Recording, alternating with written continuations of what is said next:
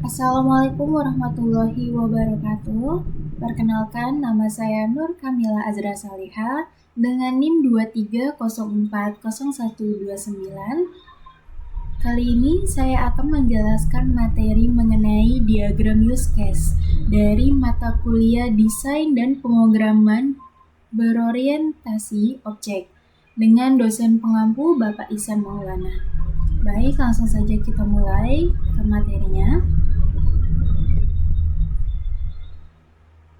Nah, ini dia yang pertama. Apa sih itu diagram use case?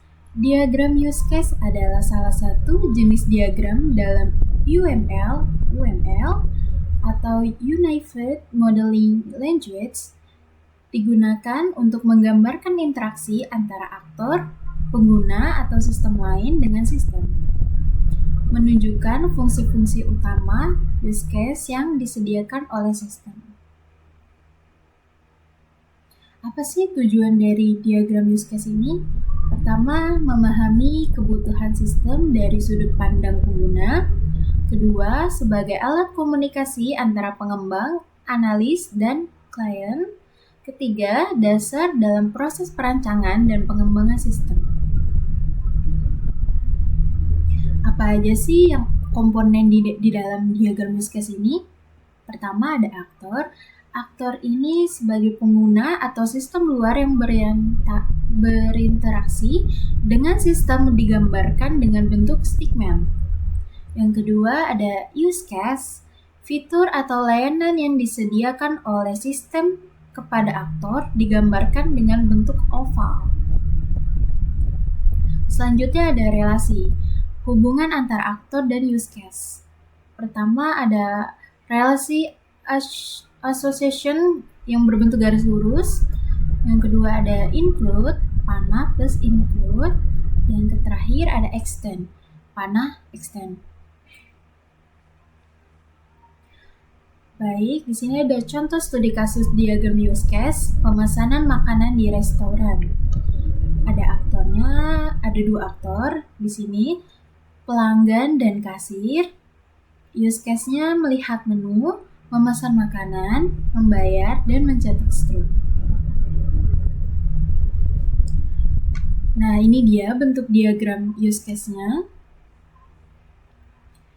Nah, ini kan ada dua aktor, pelanggan dan kasir. Pertama, pelanggan melihat menu, kemudian pelanggan memesan menu. Setelah memesan menu, diterima oleh kasir, kasir memproses pesanannya, kemudian kasir mencetak struk, melakukan pembayaran dengan pelanggan. Nah, di sini ada penjelasan alur diagram use case pemesanan makanan di restoran.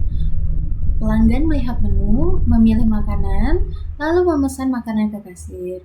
Kasir menerima pesanan atau memproses pesanan dan memproses pembayaran setelah pelanggan membayar. Setelah itu, kasir mencetak struk sebagai bukti pembayaran. Apa sih kelebihan dari diagram use case ini? Sederhana dan mudah dipahami, fokus pada kebutuhan dan interaksi pengguna, mempermudah proses dokumentasi dan pengembangan sistem. Nah, di sini ada kekurangan dari diagram use case. Apa sih kekurangan dari diagram use case ini? Pertama, tidak menjelaskan detail proses internal. Use case hanya menunjukkan apa yang dilakukan, bukan bagaimana kerjanya. Kedua, kurang cocok untuk sistem kompleks. Jika sistem terlalu besar, diagram bisa jadi terlalu ramai atau membingungkan. Ketiga, tidak menjelaskan alur waktu, tidak memperlihatkan urutan waktu dan dari aktivitas.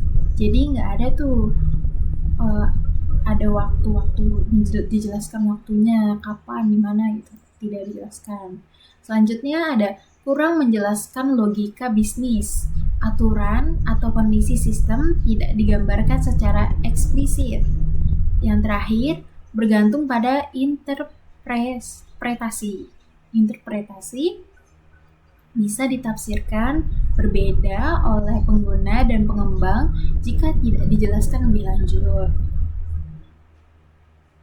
Nah, kesimpulan dari materi ini, use case diagram menggambarkan fungsi utama sistem dan interaksi pengguna, membantu proses komunikasi dan perancangan sistem yang efisiensi.